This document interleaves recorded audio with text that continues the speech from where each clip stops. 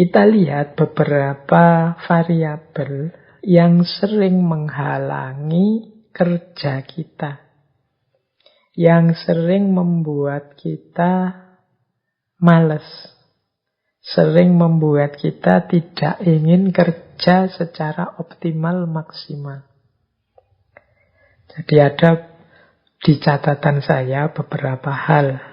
Ini karena malam hari ini kita membahasnya dari aspek pembentukan diri dan pemahaman diri.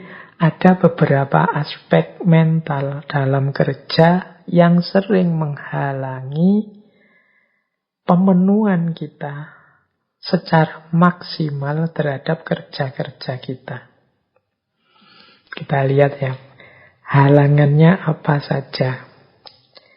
Halangan yang pertama adalah, ini yang paling sering kita lakukan, yaitu negative thinking. Nah, ya solusinya berarti kebalikannya. Positive thinking. Positive thinking dan negative thinking ini sebenarnya tidak ada hubungannya dengan kenyataannya, tapi hubungannya dengan persepsi kita, pandangan kita terhadap sesuatu. Kenyataan itu akan memberikan sesuatu yang positif pada kita atau memberikan sesuatu yang negatif pada kita, itu lebih banyak tergantung pada persepsi kita.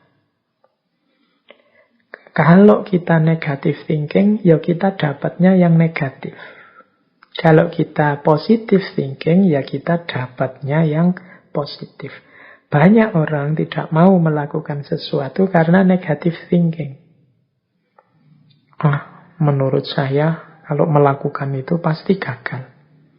Menurut saya, kalau berteman dengan dia pasti tersakiti. Menurut saya, kalau kerja di situ pasti nanti sengsara dan lain sebagainya. Menurut saya kalau saya nulis mesti nanti tidak ada yang senang dengan tulisan saya. Wong sudah banyak yang nulis tentang ini. Menurut saya kalau saya nanti coba buka usaha mesti rugi, mesti sepi. Wong saingannya sudah luar biasa. Ini namanya negative thinking. Jadi ada satu kalimat yang saya suka. Ini banyak dikutip oleh motivator-motivator dari tradisi Konfusianisme. Jadi kalimatnya begini. Jika engkau menganggap orang di depan dirimu sebagai teman, engkau akan mendapat berkah teman. Bila engkau menganggapnya guru, engkau akan mendapat berkah guru. Begitu juga sebaliknya. Bila engkau memberi cap jelek, kotor, hina, maka engkau akan mendapatkan berkah yang sama.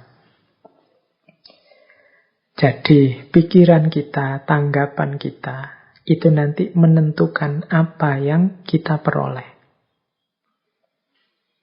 Kalau teman-teman menganggap, misalnya, teman-teman ada teman.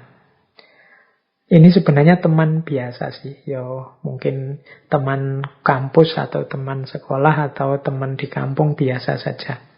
Kalau kita menganggap dia hanya teman, manfaat pertemanan yang kita dapat. Tapi kalau saya anggap dia tidak sekedar teman. Bagi saya dia guru. Loh, yang semula posisinya hanya teman, kemudian kita anggap ini dia juga guru, itu kan kita dapat banyak manfaat dari dia selain pertemanan. Mungkin pelajaran-pelajaran, mungkin tuntunan-tuntunan meskipun secara tidak sadar. Karena saya anggap guru karena banyak hal yang perlu saya tiru dari dia. Loh, itu kan ketika kita dekat dengan dia, itu kan kita memposisikan diri sebagai orang yang belajar. Saya belajar ini, saya belajar itu.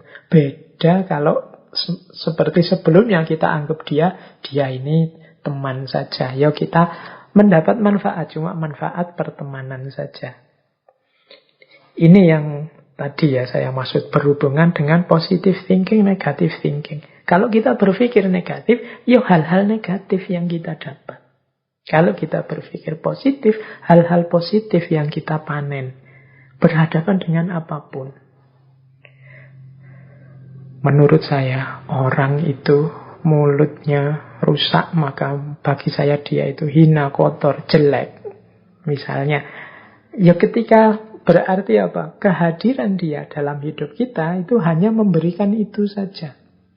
Kita melupakan mungkin jangan-jangan dari selain yang jelek-jelek tadi masih ada baiknya. Tapi kita menutup mata terhadap itu karena kacamata yang kita pakai, kacamata yang negatif.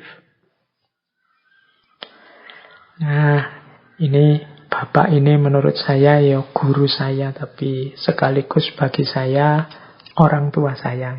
Itu kan dari satu orang kita bisa dapat dua manfaat. Tapi misalnya begini, kamu itu sebenarnya temanku, tapi bagiku sekarang engkau adalah musuh. Loh, pandangan kita bahwa dia ini musuh itu kan membuat kita kalau berhadapan dengan dia kemudian jadi hati-hati, tidak mau dekat, kemudian waspada. Kalau dia mau apa-apa kita curigai dulu dan lain sebagainya. Jadi perspektif kita, pandangan kita itu menentukan. Dalam kerja juga begitu, pikiran-pikiran kita yang negatif akan jadi penghalang. Maka kalau bisa, mari mengembangkan pikiran yang positif. Positive thinking. Jangan negative thinking. Nah, yang kedua, yang sering menghalangi kita untuk kreatif, produktif dalam kerja adalah ego. Jadi ego itu sudah, apalagi ego dengan definisi sakarepe dhewe. Kita hanya mencari nyaman kita saja, enak kita saja, asik kita saja. Kita tidak mau lepas banyak energi, kita tidak mau mengeluarkan banyak tenaga, banyak daya, dan macam-macam. Kita kemudian sensitif. Kalau dikritik orang kita, ini namanya ego. Kita merasa paling benar sendiri, kita merasa yang paling bisa segalanya, dan lain sebagainya. Ini namanya ego. Orang yang egonya tinggi, ini biasanya sulit kalau dikritik.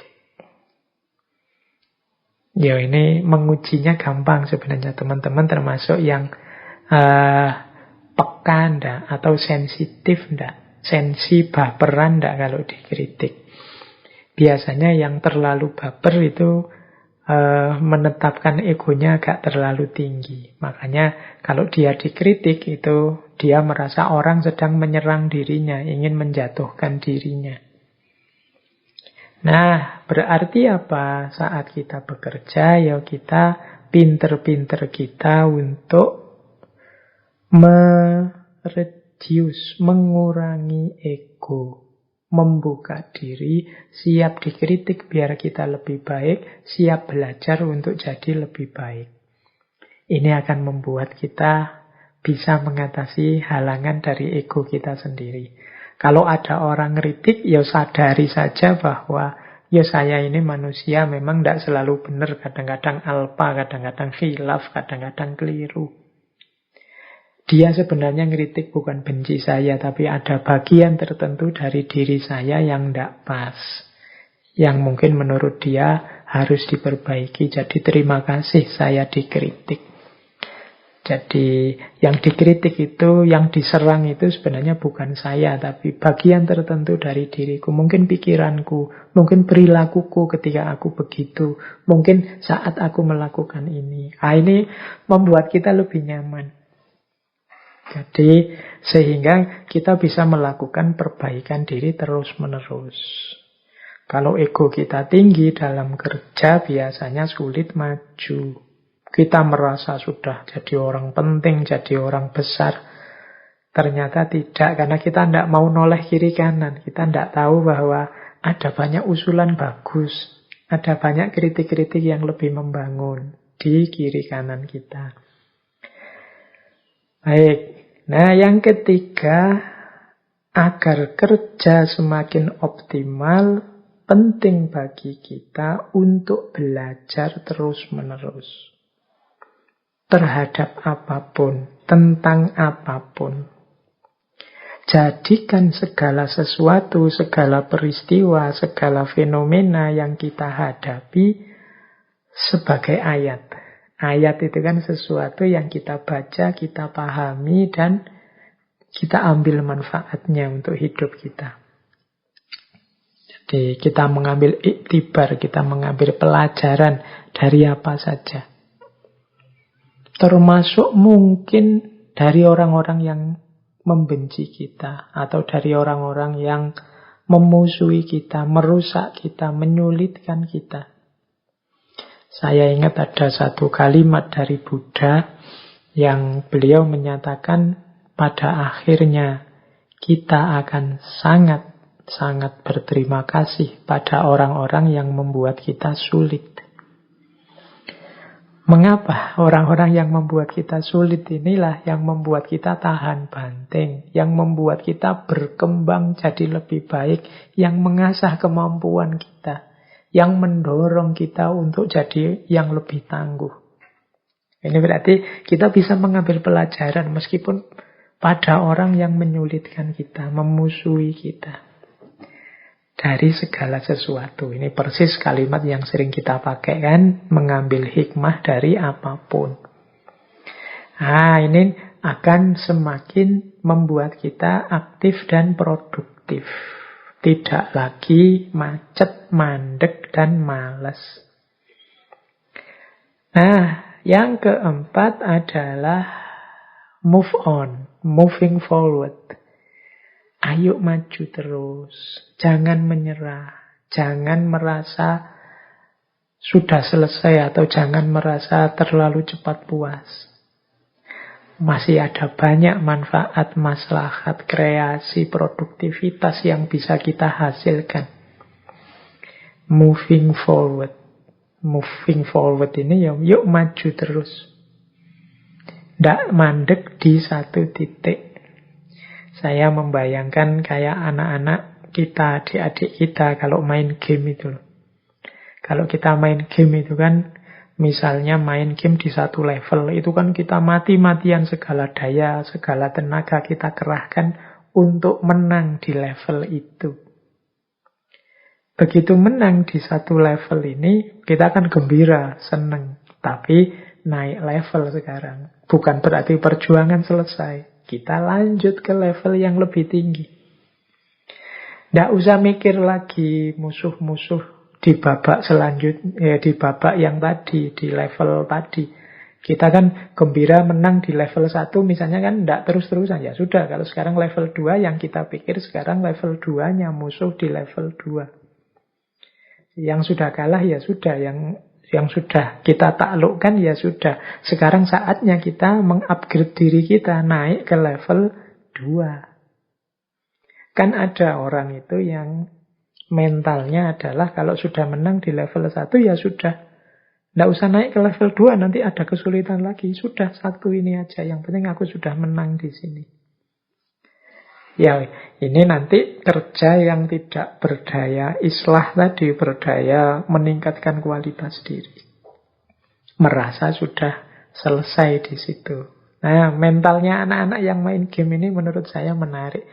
Ayo kita taklukkan hari ini, saat ini, situasi ini. Nanti kalau sudah unggul, saatnya kita naik level.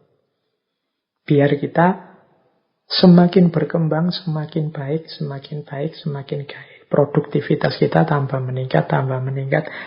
Teman-teman mungkin bisa mengkiaskan kayak HP itu loh. Apakah HP-HP merek apapun, apalagi HP-HP Cina, Samsung, Xiaomi dan lain. Itu kan tiap sekian bulan itu ada versi barunya.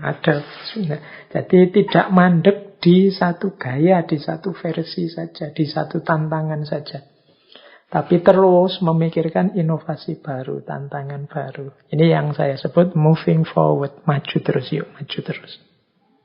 Jangan berhenti. Kita hidup ini dengan menaklukkan satu level ke level selanjutnya. Terus begitu.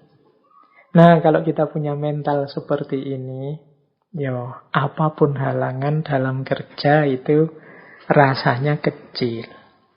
Kalau kita punya positive thinking, ego yang tidak terlalu tinggi, kemampuan untuk belajar terus-menerus, membaca terus-menerus, ayat-ayat, fenomena-fenomena, untuk membuat diri kita lebih baik. Dan yang terakhir, kesiapan untuk terus maju, terus berkembang, tidak berhenti. Nah, ini akan membentuk diri kita menjadi pekerja yang unggul, yang aktif, yang produktif, memberi manfaat dan maslahat. Jadi itu beberapa filosofi dalam kerja